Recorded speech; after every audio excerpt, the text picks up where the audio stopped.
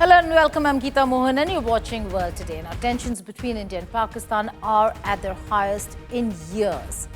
United Nations Security Council will be holding a closed consultation meeting this evening about 3 p.m. New York time, which is about 12:30 a.m. India time. And from there, Islamabad has sought this emergency meeting. We'll have to see what comes of it. Pakistan is one of the members, non-permanent members of the UNSC, while India is sitting out of that council this time around.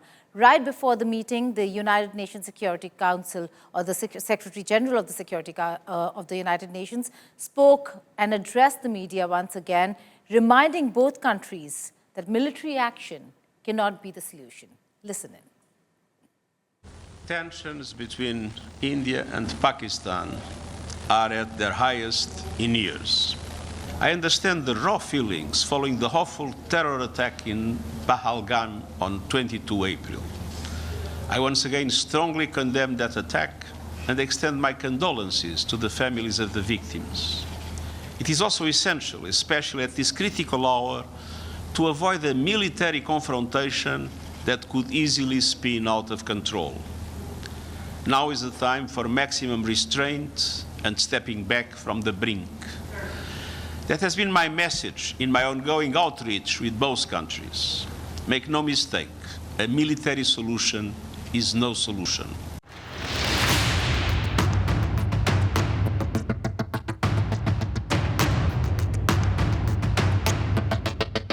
The cross-border ceasefire violations continue on one hand, and on the other, the disinformation campaign by Pakistan is at its best.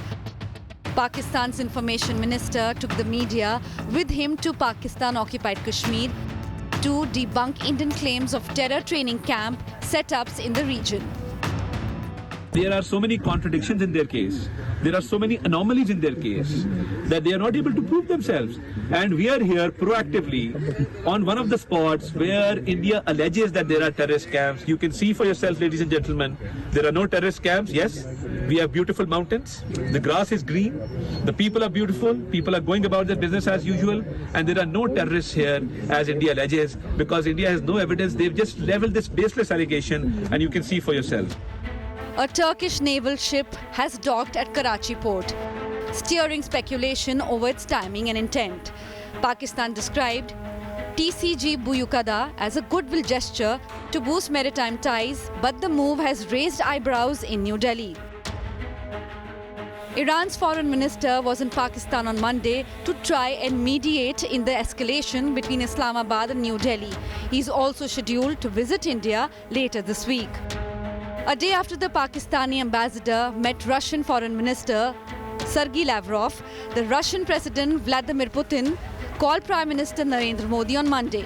India's oldest friend and strategic ally confirmed Russia's full backing for India's fight against terrorism.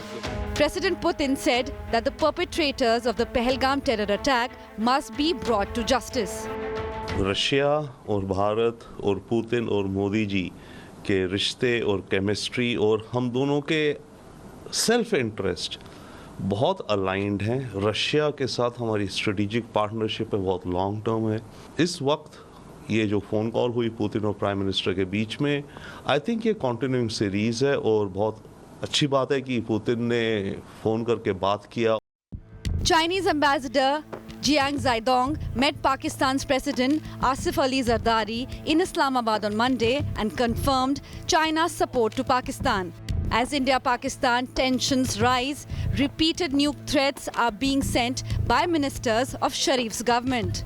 सारी इस दुनिया पे हमारा ये एतमाद ईमान है कि भाई हमें तो एक दिन मरना है, मरने के बाद अगर जो है वो नरेंद्र मोदी हमें जन्नत देता है तो इससे अच्छी और क्या बात होगी, इससे अच्छी और क्या बात होगी। और ये जो हमने न्यूक्लियर एसिड बना रखे हैं, ये शबरात पर पटाखे फोड़ने के लिए बना रखे हैं। India has already put in motion twin financial strikes on Pakistan to throttle support for cross-border terrorism. Sources say that India is likely to actively pursue getting Pakistan back onto the Financial Action Task Force or the FATF grey list. India is also expected to raise concerns over the International Monetary Fund's $7 billion aid package to Pakistan, alleging misuse of funds for terror-related activities. The deal for the 3-year aid package was finalized in July 2024. India is likely to engage with key FATF member states in the coming weeks to garner support for its move ahead of the next plenary session. Apart from downgrading diplomatic relations with Pakistan, India has suspended the Indus Waters Treaty, closed the integrated checkpost at the Attari-Wagah border, cancelled visa services for Pakistani nationals, and closed its airspace to Pakistani flights. The centre has also banned multiple Pakistani YouTube channels and blocked the Instagram accounts of Pakistani politicians and celebrities. Bureau Report, India Today. Now, once again, the spotlight is on Trump tariffs amid rigorous negotiations over trade deals. Donald Trump has announced a 100% tariff on movies produced outside of the United States of America. Trump claimed that American movie industry was dying a very fast death due to the incentives that other countries were offering to lure filmmakers. White House spokesperson Kush Desai later said the administration is exploring all options and no final decisions on foreign film tariffs have been made yet.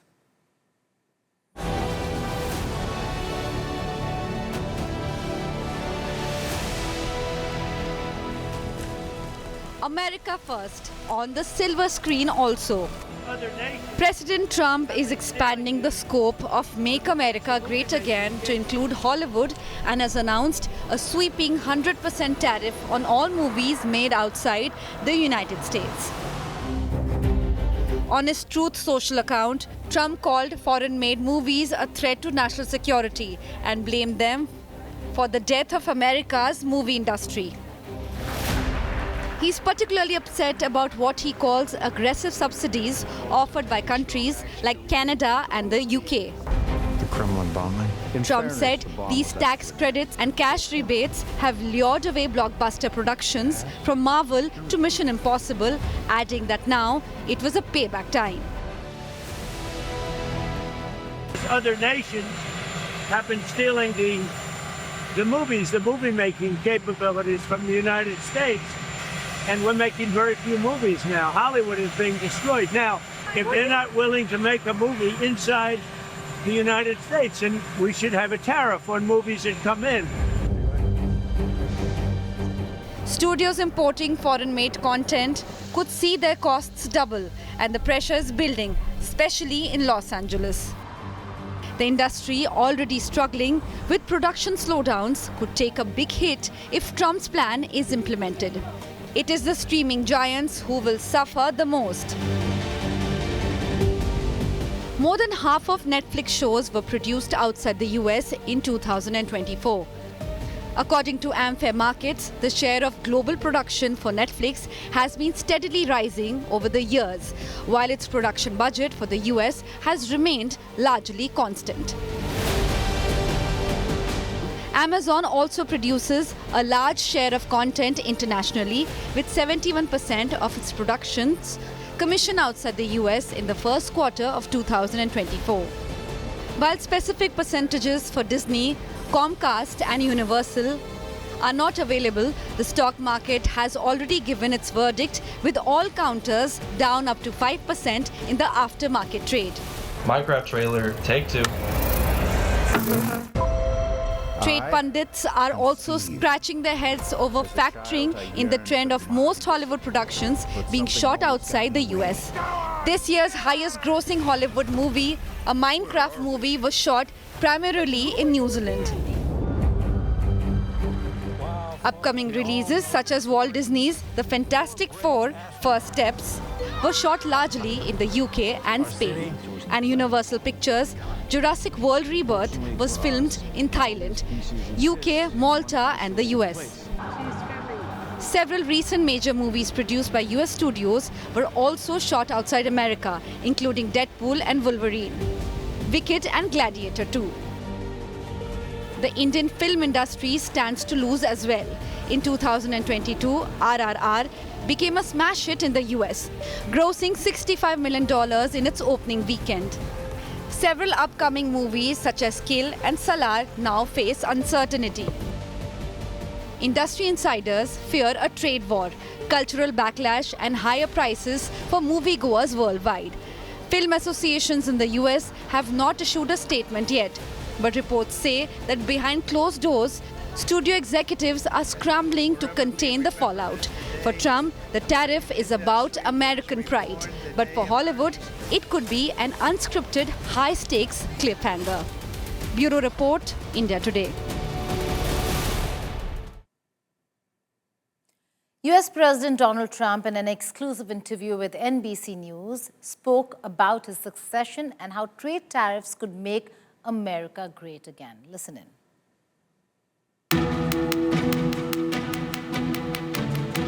Tariff and trade wars, upholding US Constitution, succession, all are burning points of US President Donald Trump's exclusive interview on NBC News. What is your biggest goal? Speaking at Meet the Press with Christine Welk on Sunday, President Trump hinted, though not directly, about a possible third term, and at the same time, he hoped for a spectacular 4-year. Are you seriously considering a third term, Mr. President, even though it's prohibited by the Constitution? Or is this about staying politically viable? I will say this. So many people want me to do it. I have never had requests so strong as that. But it's something that, to the best of my knowledge, you're not allowed to do. I don't know if that's constitutional that they're not allowing you to do it or anything else, but there are many people selling the 2028 hat. But this is not something I'm looking to do. I'm looking to have 4 great years. Between the first and the second terms, there seems to be clear difference in Trump's dealings with his cabinet members. In his first tenure, Trump sacked cabinet members at the very onset of his tenure. But this time round, he has trusted aides like Marco Rubio and J.D. Vance. The only major shake-up in his cabinet so far has been the removal of Michael Waltz from the position of National Security Advisor after the Signalgate scandal. Marco Rubio was given the additional charge of NSA. When asked if he sees someone as his successor, Trump started the names, Republicans only. When you look to the future, Mr. President, do you think the MAGA movement can survive without you as its leader? Yes, I do. What gives you... I think it's so strong, and I think we have tremendous people. I think we have a tremendous group of people. We talked about a number of them. You look at Marco, you look at J.D. Vance, who's fantastic. You look at, I could name 10, 15, 20 people right now just sitting here. The on and off rise and reduction in trade tariffs has dealt a major blow to an already volatile market. Donald Trump had a perfect answer, an analogy for the ups and downs of the slippery market and tariff-induced trade war. These are actual examples. So you're saying the prices that are going down, some prices are going up, tires, strollers, some clothing in the wake of your tariffs? Excuse me, that's peanuts compared to energy. Energy is 60% of the cost. But, sir, you campaigned on a promise to bring prices down on day Well, I don't know. When one. you say strollers are going up, what kind of a thing? I'm saying that gasoline is going down. Gasoline is thousands of times more important. But when questioned on trade tariffs on China, he did not deny that he could lower tariffs for the communist country in the future. We have a stubborn Fed. Just to be very clear, you're not dropping the tariffs against China to get them to the negotiating table. Those tariffs are staying on. Why would I do that? Would you lower them? At some point, I'm going to lower them because otherwise you could never do business with them. Yeah. And they want to do business very much. Look, their economy is really doing badly. Their economy is collapsing. When asked about upholding the Constitution and rights, Trump said he did not know. Even given those numbers that you're talking about, don't you need to uphold the Constitution of the United States as president? I don't know. I have to respond by saying again, I have brilliant lawyers that work for me, and they are going to obviously follow what the Supreme Court said. What you said is not what I heard the Supreme Court said. They have a different interpretation. Now the US president needs to walk the talk. With Mahashweta Lala, Bureau Report, India Today. ExxonMobil and 5 other companies together is peanuts compared to what what we're doing. This is the big.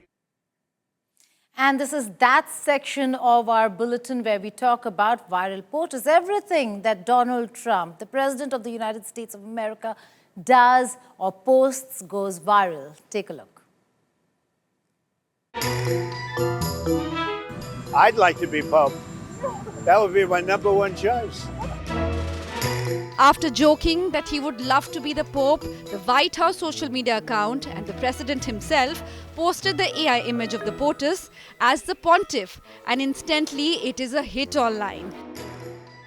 In the AI image, Trump can be seen holding up his index finger as if about to preach ex cathedra. He's dressed in traditional bright white Catholic vestments with gold lining.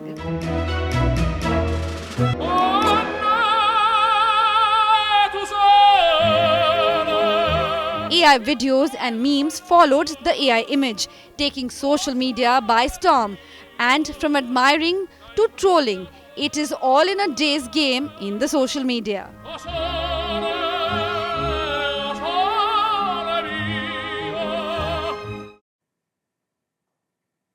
Now, Elon Musk has never played by the rules, but this week he may have outdone even himself. First, a cryptic identity switch on social media, and then the official birth of a city under his control. From Gorklon Rust to Starbase, is Musk just trolling the internet or quietly shaping his own private empire? A bizarre new twist in the Elon Musk universe. The billionaire entrepreneur has updated his display name on social media platform X to Gorklon Rust. Along with the new name came a cyberpunk-style profile picture and a tag to Gork, a parody account to Musk's own AI chat box, Grok. The bot replied sarcastically, questioning whether Musk had to copy his entire face. Observers believe the name is a mashup of Grok, the AI chatbot built by Musk's XAI, and Rust, a programming language that is the key to the company's infrastructure. And in true Musk fashion, meme coins themed around Gork surged in value. But the social media antiques came as another major milestone unfolded in South Texas. SpaceX's launch site has now officially become a city, and it is called Starbase. A local vote passed overwhelmingly, 212 in favor, just 6 against, to make it Starbase City. The area's eligible voters are mostly SpaceX employees. Musk marked the occasion online, declaring it is now a real city. The city gives SpaceX greater local control, including the ability to close beaches and parks during rocket tests. That has raised concerns among locals who fear the rise of a corporate-run town. From renaming himself online to founding a futuristic city, Elon Musk continues to rewrite the rules in tech, in space, and now in governance as well. With Rudrashish Kanjilal, Bureau Report, India Today. Warren Buffett, a teacher, philosopher and investor, announced his intention to step down by end of this year. In his final appearance as CEO at Berkshire Hathaway's annual shareholder meeting, Buffett raised caution over the long-term stability of the United States, the US dollar, and signaled that the conglomerate could diversify into other currencies under certain conditions. His legacy is a challenge to match up for his successor, Greg Abel.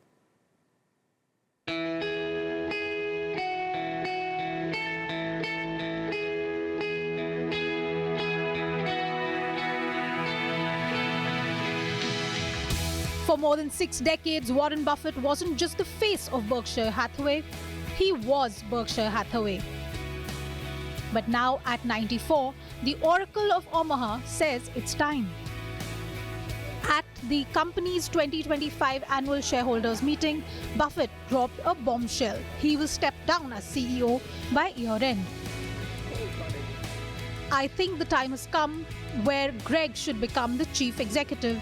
of the company at year-end, Buffett announced at the meeting. Buffett built an empire from insurance to ice cream, railroads to energy, turning a struggling textile mill in 1964 into a $900 billion conglomerate. Today, the group owns multi-billion-dollar stakes in American blue-chip companies which include Apple, American Express, Bank of America, Coca-Cola and Chevron. Berkshire also has 100% stake in more than 30 companies, which include American powerhouses like BNSF Railways, Dairy Queen, Duracell, insurance companies Gecko, Genray, and NetJets. The company share price, which has never seen a split, is a whopping $809,350, or more than 6 crore 80 lakh rupees. It has risen 34% in the past year and 19% in 2025. For Berkshire's devoted shareholders, Buffett's annual meeting wasn't just business, it was a pilgrimage.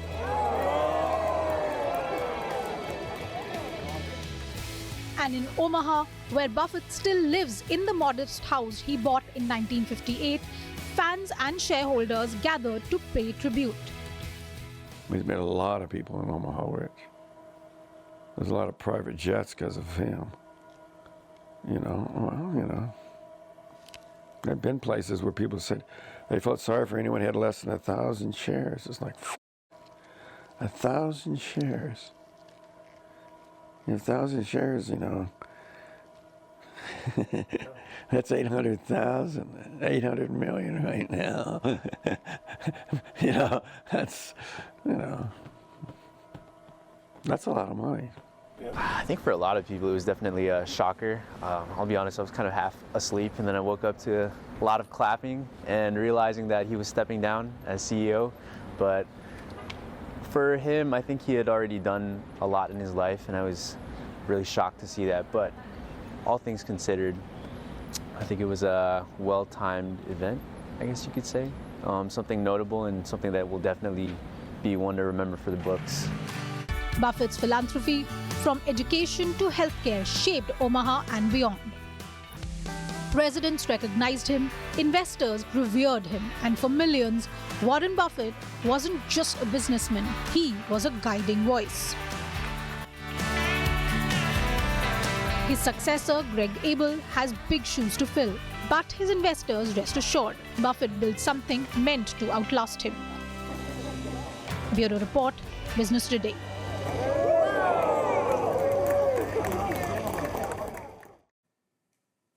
And for continued coverage of all news international, log on to India Today Global, this network's YouTube channel. With that, it's a wrap of this edition. Before I go, we'll leave you with these visuals of the last wish of Pope Francis. One of Pope Francis's Pope Mobiles is being transformed into a mobile health clinic for children in the Gaza Strip, as that was one of his final wishes. The vehicle used by the late pontiff during his 2014 visit to the Holy Land is being outfitted with diagnostic and emergency medical equipment to help young patients in the Palestinian enclave, where health services have been devastated by the Israeli invasion. Goodbye and take care.